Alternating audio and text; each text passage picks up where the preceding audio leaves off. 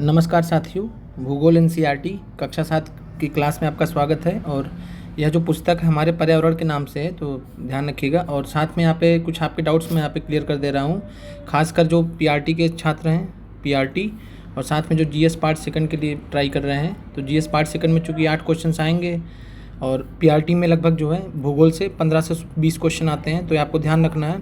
और तो पहले हम बात करते हैं जीएस पार्ट सेकंड के लिए। तो जीएस पार्ट सेकंड के लिए जितने भी अभ्यर्थी हैं, अगर वह यह वीडियो देख रहे हैं तो मेरी बात को ध्यान से सुने। अगर आपको लगता है कि आपके लिए जो है भूगोल के 8 प्रश्नों की तैयारी करने में, और आप जो अलग चैप्टर से, जैसे कक्षा 8 के चैप्टर से 9 के हैं, 10 के हैं, अगर आपको भारी लग रहा हो तो ध्यान दीजिए इस बात को। अगर इन केस जैसे आपका भूगोल सब्जेक्ट नहीं है, जिस पोस्ट टीचिंग पोस्ट के लिए आप एग्ज़ाम दे रहे हैं, अगर आपका भूगोल विषय नहीं है, तो इस चीज़ को ध्यान दीजिए कि आप जो केवल और केवल बस ये कक्षा 7 एनसीईआरटी की जो आपको यहाँ पे कराई जा रही, बस आपको इतना ही कवर करना है। और साथ में जितने भी पीआईक्यूज़ कराए गए हैं आपके जीएस पार्ट सेकंड की प्लेलिस्ट में, पीआईक्यूज़ जितने कराए आप उसको कर लीजिए। साथ में इस कक्षा 7 की एनसीईआरटी आप अच्छे से कर लीजिए। आपको इसके अलावा जो और कुछ करने की ज़रूरत नहीं है, जिनका भूगोल नहीं है। बाकी जिनका भूगोल है उनको कंप्लीट जो है 8 से 10 तक पढ़ना है, बाकी और ऊपर के हैं तो 11-12 भी पढ़ना पड़ेगा। तो आई होप आप लोग का जो डाउट है जीएस पार्ट सेकंड के लिए वो क्लियर हो गया होगा, जो भी लोग देख रहे हैं। तो जिनका ज्योग्राफी नहीं है, और तो ये ध्यान रखें, जिनका ज्योग्राफी नहीं है सब्जेक्ट में आपको एग्ज़ाम नहीं देना ज्योग्राफी का। फॉर एग्जांपल मान लीजिए आपका साइंस है, ठीक है, मान लीजिए आपका हिस्ट्री है, तो ये सब है। तो आप इस केस में केवल और केवल कक्षा 7 की जो भूगोल की पाठ्य पुस्तक है, बस आपको इसको तैयार करके जाना। साथ में जितने पीआईक्यूज़ कराए गए सफिशियंट हैं, ठीक है, और उसी से आपके 8 के 8 प्रश्न सही हो जाएंगे। दूसरा चीज़, पीआरटी के लिए अगर बात करें हम, तो पीआरटी के लिए अगर हम बात करें तो पीआरटी के सभी छात्र ध्यान दें, आपको कक्षा 7 की एनसीईआरटी, ठीक है, और 6 की एनसीईआरटी और 8 की एनसीईआरटी कम से कम ये 3 करके जाने हैं। और इसके अलावा जो है, और जीएस पार्ट सेकंड वाले भी सुन लें, जो कक्षा 9 और 10 एनसीईआरटी के हमने 40-40 प्रश्न कराए हैं, जो बीपीएससी टीआरई में ही पूछे गए हैं। तो ये बड़ी किस्मत की बात है कि हमें 40 प्रश्न मिल गए हैं 9th क्लास से, 40 प्रश्न मिल गए हमें 10th क्लास से। ये आपको जो प्लेलिस्ट में, दोनों प्लेलिस्ट में पड़ी हुई हैं, जो 2000 प्रश्नों की प्लेलिस्ट है वहाँ पे भी और यहाँ पे भी है।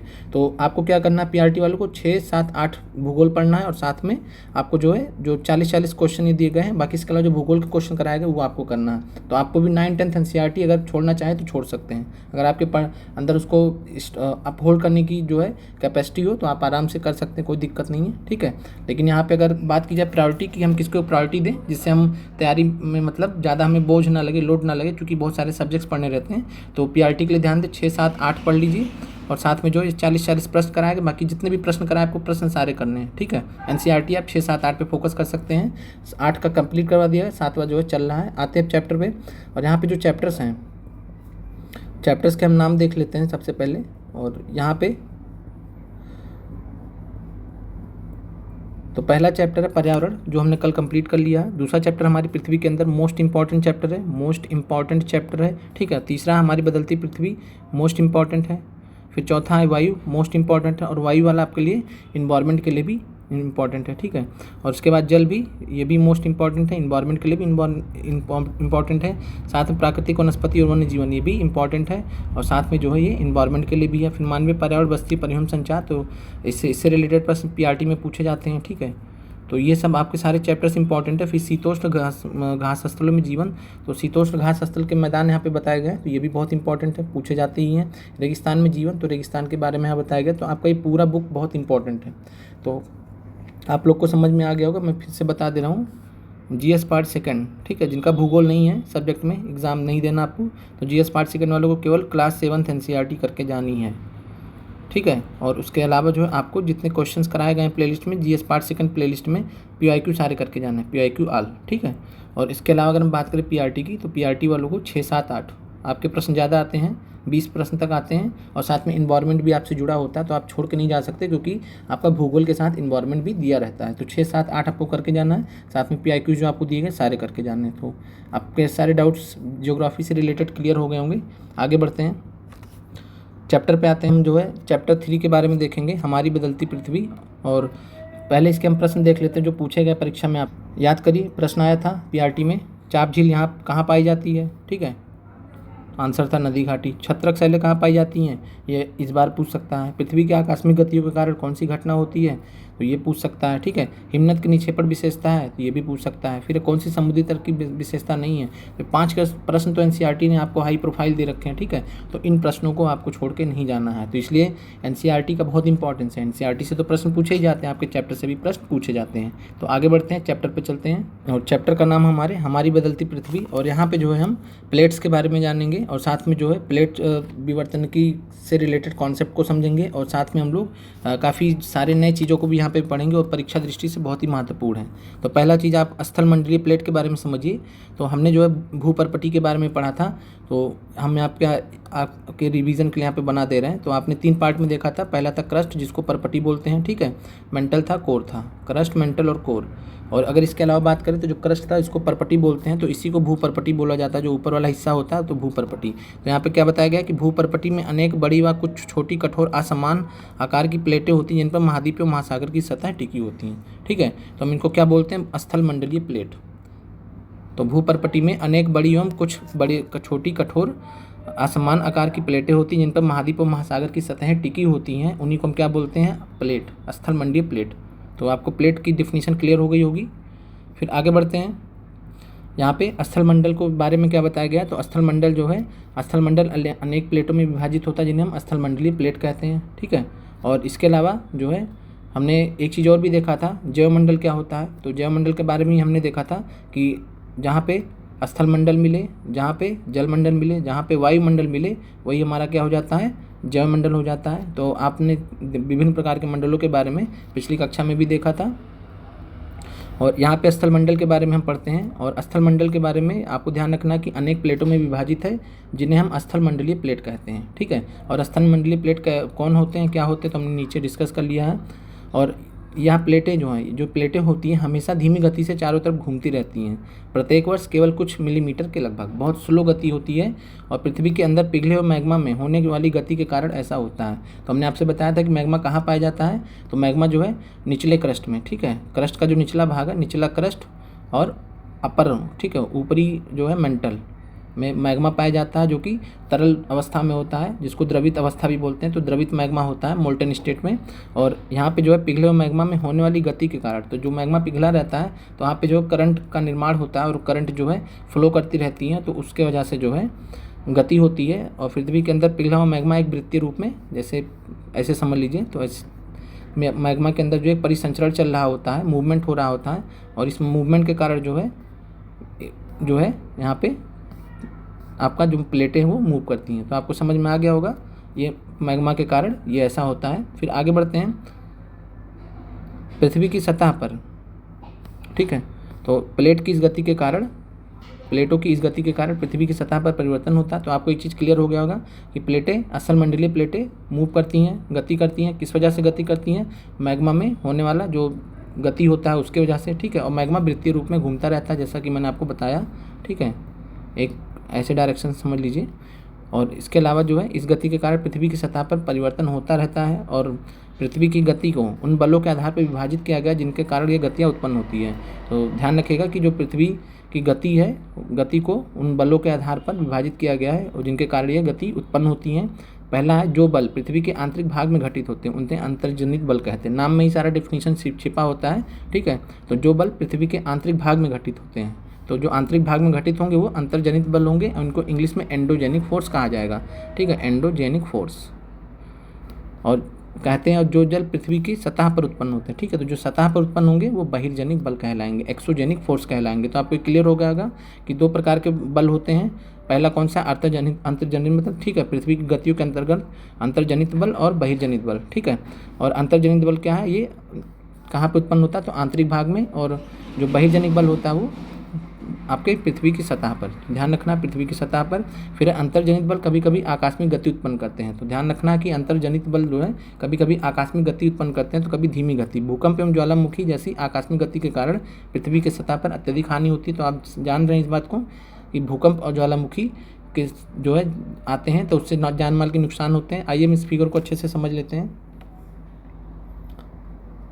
ठीक है। तो यहाँ पे पृथ्वी की गति है, पृथ्वी की गतियों को 2 भाग में विभाजित किया गया। पहला गया अंतर्जनित बल, जिसको एंडोजेनेटिक फोर्स, ठीक है, या एंडोजेनिक फोर्स बोला गया है, और बहिर्जनित बल एक्सोजेनिक फोर्स, ठीक है। ये पृथ्वी की सतह पर होती हैं, पृथ्वी की सतह पर, और ये पृथ्वी के अंदर, ठीक है, पृथ्वी की परतों के अंदर अंतर्जनित बल, और ये आकस्मिक बल होती हैं, और दूसरी पटल विरूपण बल होती हैं। तो आकस्मिक बल को पहले हम समझते हैं। तो जो आकस्मिक गति के कारण होता है, तो जैसे ज्वालामुखी आ सकता है, जैसे ज्वालामुखी भूकंप आ सकता है, ठीक है, भूस्खलन आ सकता है, तो ये अंतर्जनित बल के अंतर्गत आकस्मिक बल में आएंगे। तो ध्यान रखिएगा, आकस्मिक बल का उदाहरण कौन सा है, बल के कारण क्या क्या गतियाँ क्या क्या हो सकती हैं घटनाएं, तो भूकंप, ज्वालामुखी और भूस्खलन। फिर पटल विरूपण बल कहते हैं, तो पटल विरूपण बल को जो हम पर्वत निर्माणकारी बल बोलते हैं, ठीक है। इससे पर्वतों का निर्माण होता है, जैसे वलन प्रक्रिया से पर्वतों का निर्माण होता है, ठीक है। तो ध्यान रखना आपको कि पटल विरूपण बल से पर्वत निर्माणकारी बल होते हैं, और इनसे जो है वलन प्रक्रिया वगैरह से इनका जो है पर्वतों का निर्माण होता है। अब आते हैं बात करें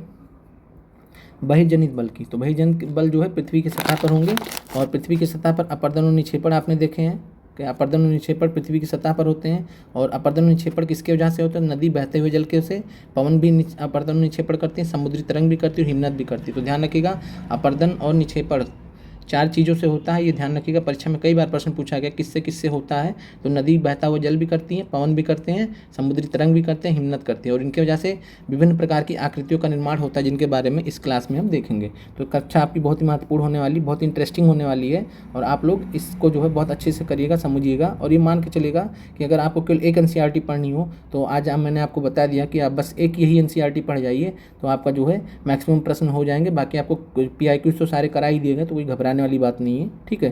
फिर आगे बढ़ते हैं, ज्वालामुखी के बारे में समझते हैं। तो ज्वालामुखी जो क्या होता है, तो ज्वालामुखी भूपर्पटी पर खुला एक ऐसा छिद्र होता है जिससे पिघले हुए पदार्थ अचानक बाहर निकलते हैं। तो पिघले पदार्थ को मैग्मा कहते हैं, ठीक है। तो ज्वालामुखी जो भूपर्पटी पर खुला हुआ एक ऐसा छिद्र होता है जिससे मैग्मा अचानक बाहर निकलते हैं, ठीक है।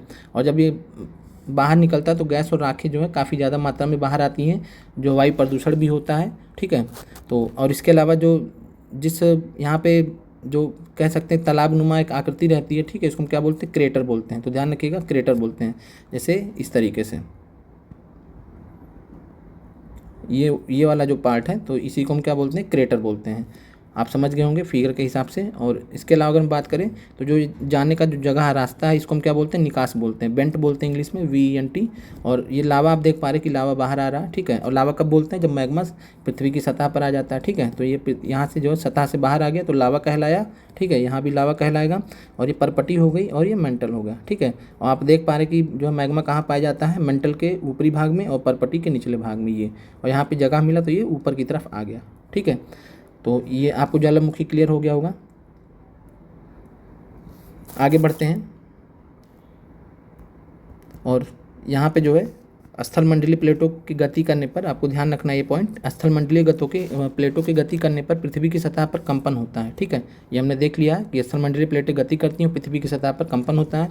यह कंपन पृथ्वी को चारों ओर गति कर सकता है।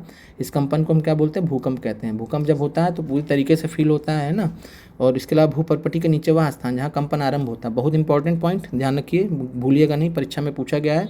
तो भूपर्पटी के नीचे वह स्थान जहाँ कंपन आरंभ होता है, यानी जहाँ कंपन पैदा होते हैं, जहाँ भूकंप की उत्पत्ति होती है, उसको हम क्या कहते हैं, उद्गम केंद्र।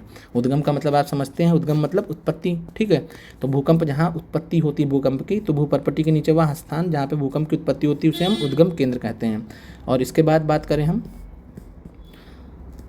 उद्गम केंद्र के भू सतह पर, उसके निकटतम स्थान को अधिक केंद्र कहते हैं, ठीक है। तो उद्गम केंद्र के भू सतह पर, एक तो जहाँ उद्गम हुआ, और फिर जब भूमि की सतह पर या भू सतह पर जहाँ पर सबसे पहली बार भूकंप को जो है फील किया जाएगा, भूकंप को महसूस किया जाता है, उस निकटतम स्थान को हम क्या कहते हैं, तो अधिक केंद्र कहते हैं, ठीक है। तो आपको समझ में आ गया होगा कि जब पहली बार भू सतह पर पहुँचती है, नीचे से भूपर्पटी के नीचे से निकली, ठीक है, उद्गम केंद्र से वहाँ से निकली भूकंपीय तरंगे, और उसके बाद जब वो पृथ्वी की सतह पर पहुँचती हैं, तो जो पृथ्वी की सबसे नज़दीक सतह होती है जहाँ पे वो पहुँचती हैं, उसी को हम क्या बोलते हैं, अधिक केंद्र बोलते हैं। तो आपको समझ में आ गया होगा। अधिकेंद्र से कंपन, फिर अधिकेंद्र से कंपन बाहर की ओर तरंग के रूप में गमन करती हैं, ठीक है। विभिन्न प्रकार की तरंगे होती हैं, तो अधिकेंद्र से कंपन जो है बाहर की तरंगों के रूप में गमन करती हैं। अधिकेंद्र के निकटतम भाग में सर्वाधिक हानि होती है, ठीक है। तो अधिकेंद्र के आसपास में जो भाग रहेगा वहाँ सबसे ज़्यादा हानि होगी, और अधिकेंद्र से दूरी बढ़ती है, तो जैसे जैसे अधिकेंद्र से दूरी बढ़ती जाएगी वैसे भूकंप की तीव्रता कम होती जाएगी। तो आपको यहाँ पे 2 चीज़ें ध्यान रखनी है। आइए फिगर में समझते हैं, ठीक है।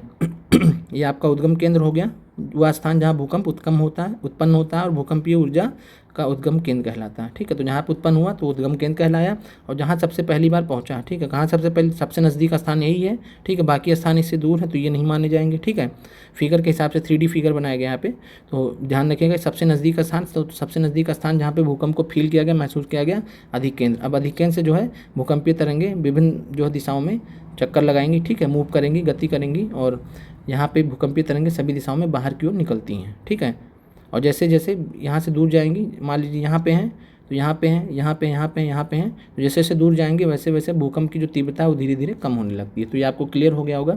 अब उसके बाद आते हैं भूकंपीय तरंगे 3 प्रकार की होती हैं। ठीक है, भूकंपीय तरंगे 3 प्रकार की होती हैं। बीपीएससी तैयारी में प्रश्न पूछा गया था पी तरंगों के बारे में। ठीक है, तो पी तरंगे अथवा अनुदैर्घ्य तरंगे, तो पी तरंगों रट लीजिए यहाँ पे कि पी तरंगों को हम अनुदैर्घ्य तरंगे कहते हैं, एस तरंगों को हम अनुप्रस्थ तरंगे कहते हैं। ठीक है, और एल तरंगों को हम पृष्ठीय तरंगे कहते हैं। P waves, S waves, L waves. ठीक है, और ध्यान रखिएगा पी, एस और एल वेव्स, तो एल वेव्स ये 3 होती हैं, पी तरंगे, अनुदैर्घ्य तरंगे, एस तरंगे, अनुप्रस्थ तरंगे, एल तरंगे अथवा पृष्ठीय तरंगे। तो ये नाम है, और साथ में ध्यान रखिएगा, आपको याद आ गया होगा कि बीपीएससी पीआरटी में प्रश्न पूछा गया था।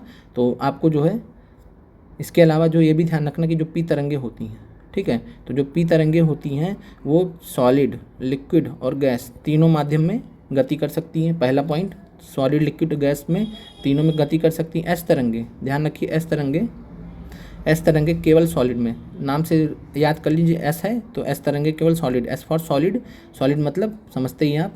ठीक है, तो ठोस में ये केवल गति कर पाएंगी एस तरंगे, ये आपको ध्यान रखना। और एल तरंगे जो होती हैं दोनों प्रकार की होती हैं। ठीक है, अनुदैर्घ्य अनुप्रस्थ दोनों होता है, इनको पृष्ठीय तरंगे बोलते हैं, सरफेस वेव्स बोलते हैं, सरफेस वेव्स होते हैं, और सबसे खतरनाक होती हैं। ठीक है, तो एल तरंगे सबसे खतरनाक होती है। पहले निकलेंगी आपकी पी तरंगे, फिर निकलेंगी एस तरंगे, फिर निकलेंगी एल तरंगे। एल तरंगे दोनों का मिश्रण होती हैं, इस वजह से इसके वजह से जो डैमेज होता है भूकंप आने पे वो बहुत भयंकर होता है। जैसे नेपाल का जो भूकंप आया था, तो हम लोग तो चूँकि नेपाल मतलब यहाँ पे दूर थे काफ़ी, लेकिन जो लोग पास में थे तो उनको ये चीज़ फील हुआ था, जो एल तरंगे सबको फील हुई थी उस समय, और यहाँ तक कि जो है काफ़ी दूर दूर तक जो है लखनऊ से लेकर पूरा दिल्ली तक का फील किया गया। तो वो चीज़ है।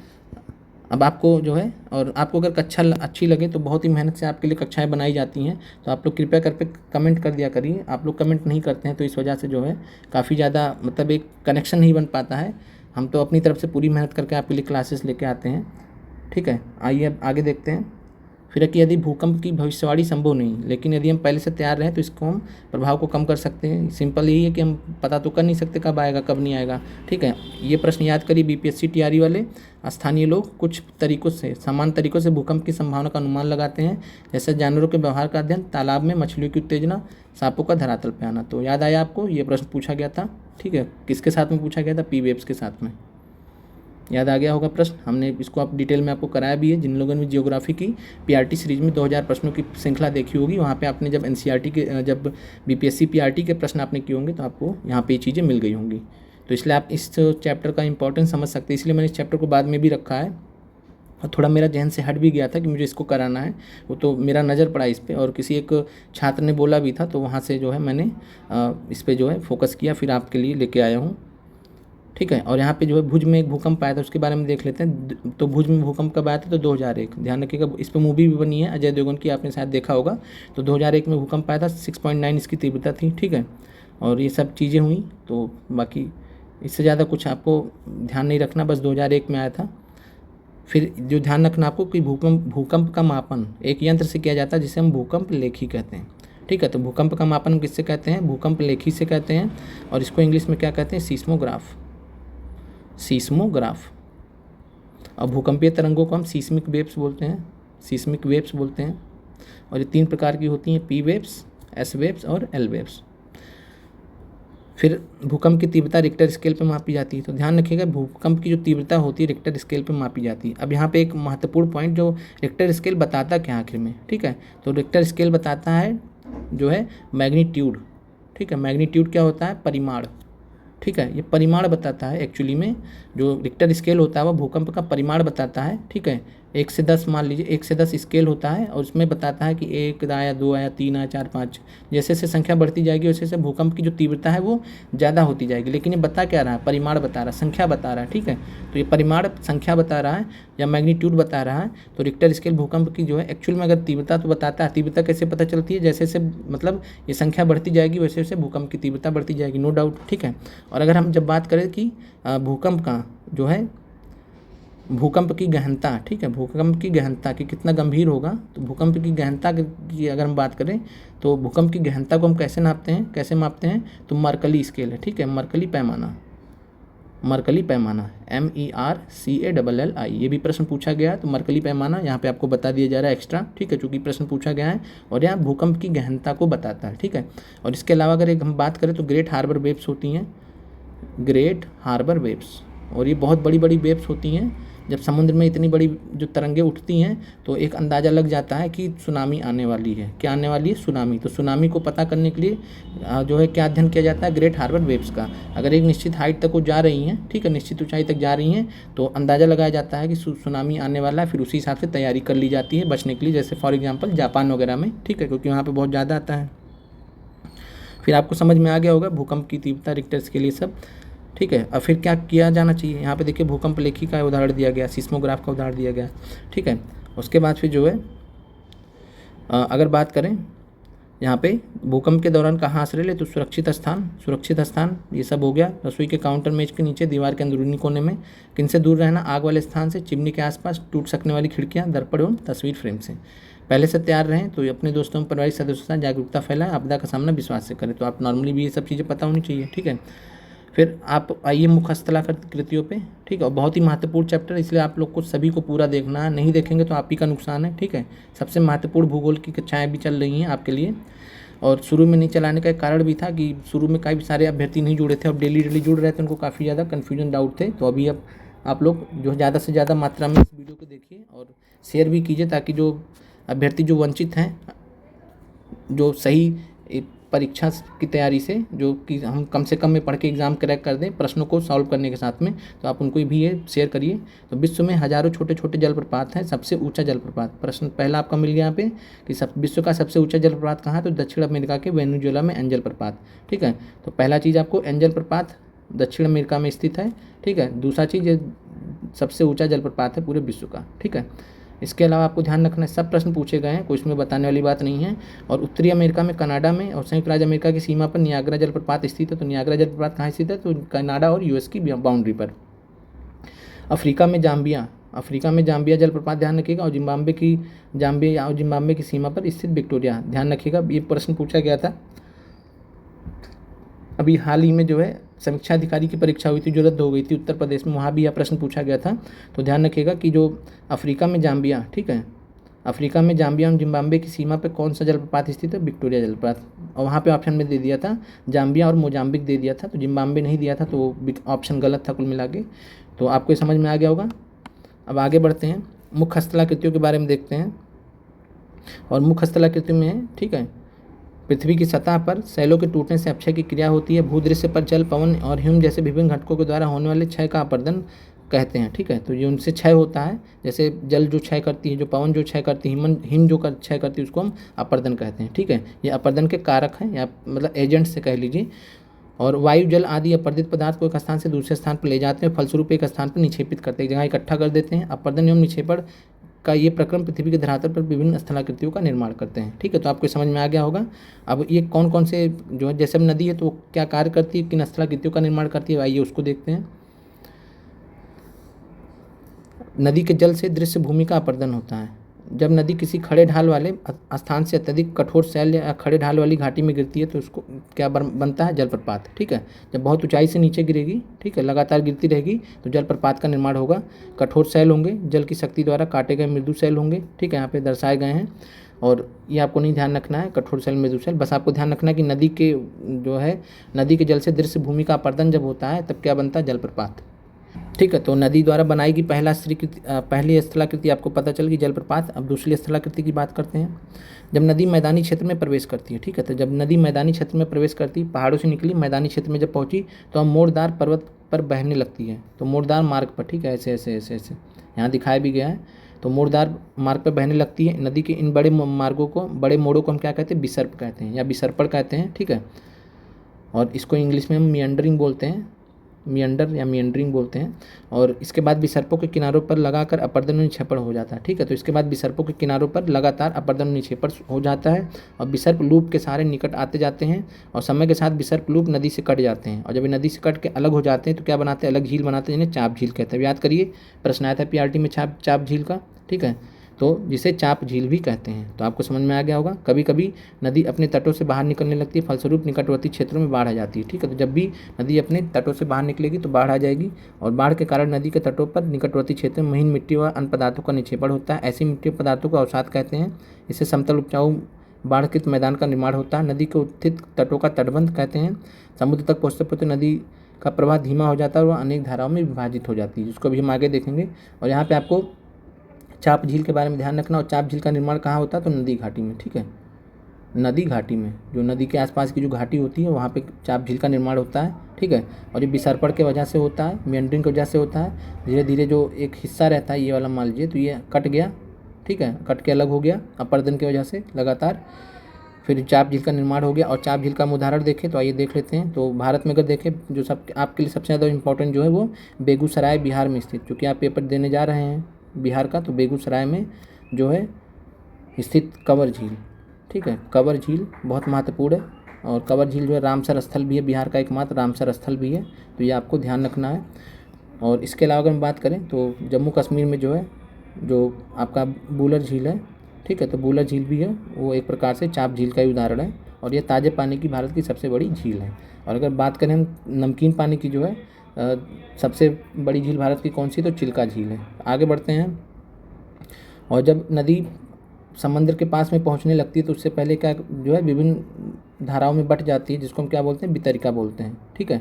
और यह नदी इतनी धीमी हो जाती है कि यहाँ अपने साथ लाए गए मलबे का निक्षेपण करने लगती है। प्रत्येक वितरिका अपने मुहाने पर निर्माण करने लगती है। सभी मुहानों के अवसादों के संग्रह से डेल्टा का निर्माण होता है। तो आपको ध्यान रख, और यहाँ पे जो है आपको एक चीज़ और भी ध्यान रखना है कि जो वितरिका कहते हैं जब नदी जो है विभिन्न धाराओं में बट जाती है और यहाँ नदी धीमी हो जाती है और अपने साथ लाए गए मलबे का निक्षेपण करने लगती है। प्रत्येक वितरिका अपने मुहाने का निर्माण करती है। सभी मुहानों के अवसादों के संग्रह से डेल्टा का निर्माण होता है, ठीक है। तो यहाँ पे जो इकट्ठा हुआ मल, ठीक है, निक्षेपण इकट्ठा हुआ, यहाँ पे निक्षेपण इकट्ठा हुआ यहाँ पे, तो ये पूरा क्षेत्र है, इसी को हम क्या बोलते हैं? डेल्टा बोलते हैं, ठीक है। ये समुद्र से थोड़ा सा पहले होता है। तो और ये उठा हुआ भाग भी हो जाता है क्योंकि लगातार हर साल ये घटना होती रहती, निक्षेपण होता रहता है। और ये सबसे ज़्यादा उपजाऊ भाग माना जाता है जहाँ से नदी बहती है। और इसके अलावा अगर हम बात करें, आपको एक फैक्ट और भी ध्यान रखना, गंगा नदी, ठीक है। गंगा नदी जो है जब बांग्लादेश में पहुंचने से पहले, ठीक है, बांग्लादेश से पहले फरक्का बैराज पड़ता है, फरक्का, और फरक्का के आसपास जो ये दक्षिण की तरफ एक वितरिका में टूट जाती है, यानी इधर से गंगा नदी आ रही है, ठीक है, और इधर से गंगा नदी प्रवेश करके कहाँ पे?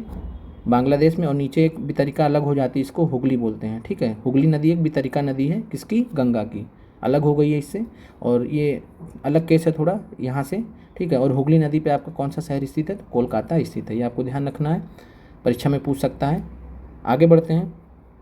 समुद्री तरंग के कार्य, ठीक है। समुद्री तरंग जो होती हैं, जो समुद्र में आप गति देखते हैं, वो किन के कारण होता है? तो समुद्री तरंगों के कारण होता है। तो इनके कारण भी स्थलाकृतियों का निर्माण होता है। आइए उन स्थलाकृतियों को देख लेते हैं हम।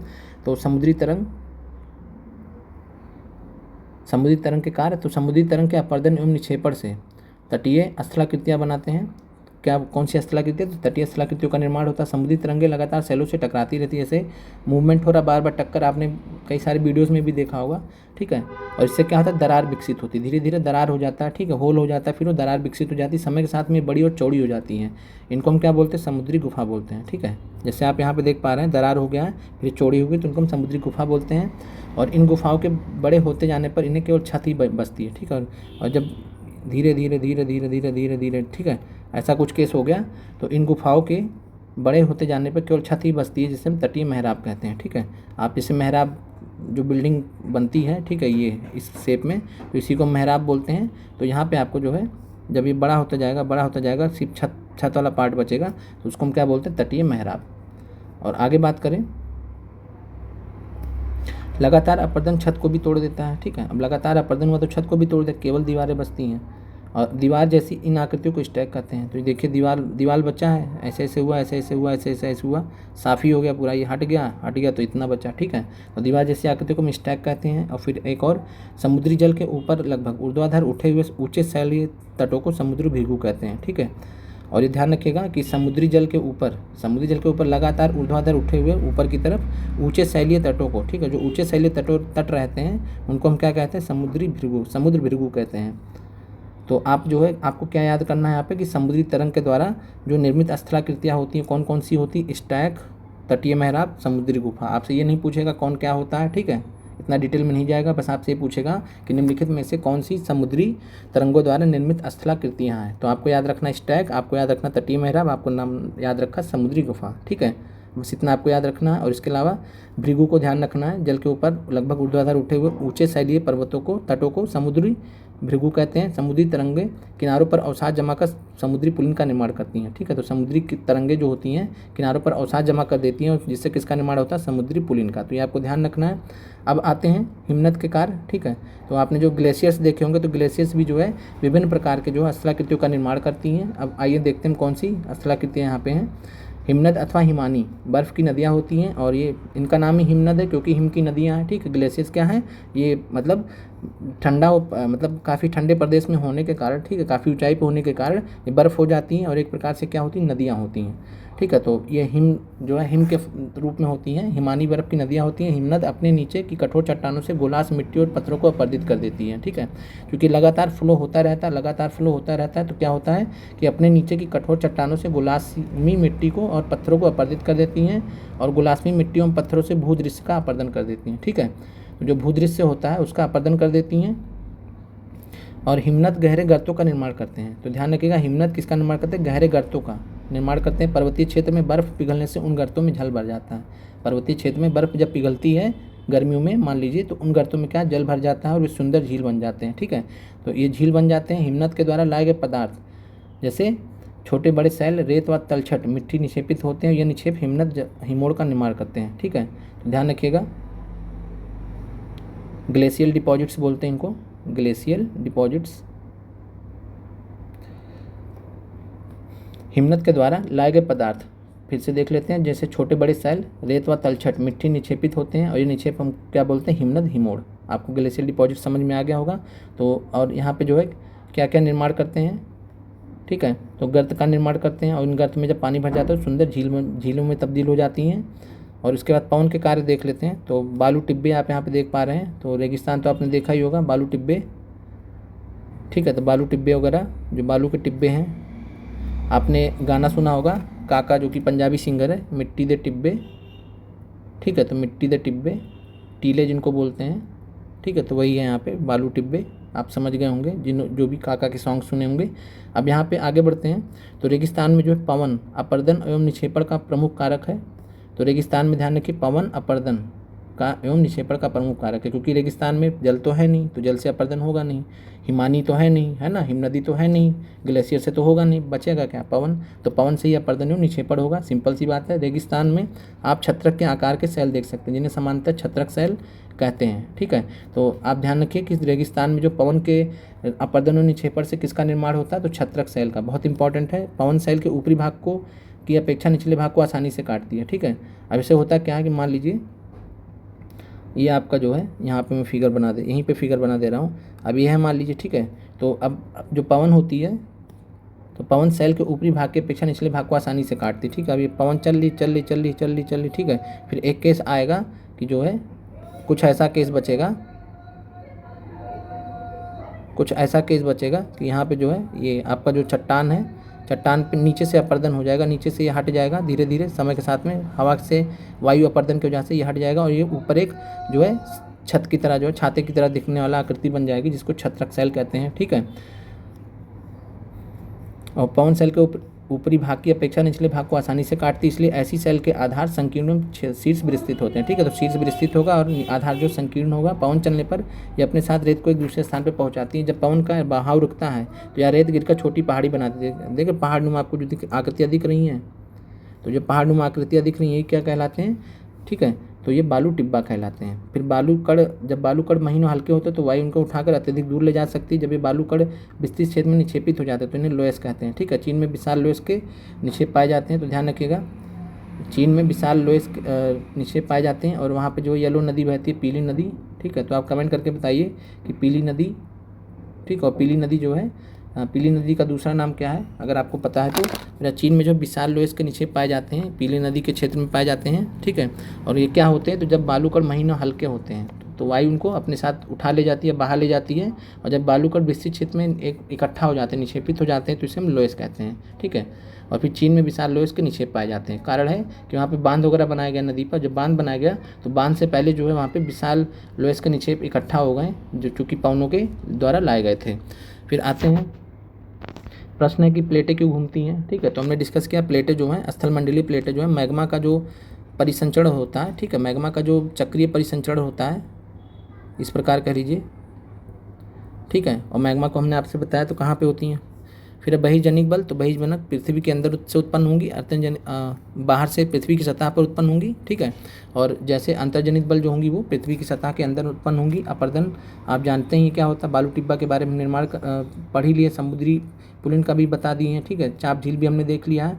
अब आते प्रश्न में, इनमें से कौन सी समुद्री तरंग की विशेषता नहीं है। ठीक है, तो समुद्री तरंग से जो है समुद्री गुफा का निर्माण होता है। ठीक है, समुद्री किनारों का निर्माण होता है, और समुद्री सैल का निर्माण होता है कि नहीं होता है। तो आप इस प्रश्न का जो है आंसर कमेंट करके बताइए। ठीक है, और जो इस प्रश्न का आंसर कमेंट करके बताएगा केवल उसी को ही आंसर बताया जाएगा, तो इस चीज़ को आप ध्यान रखिएगा।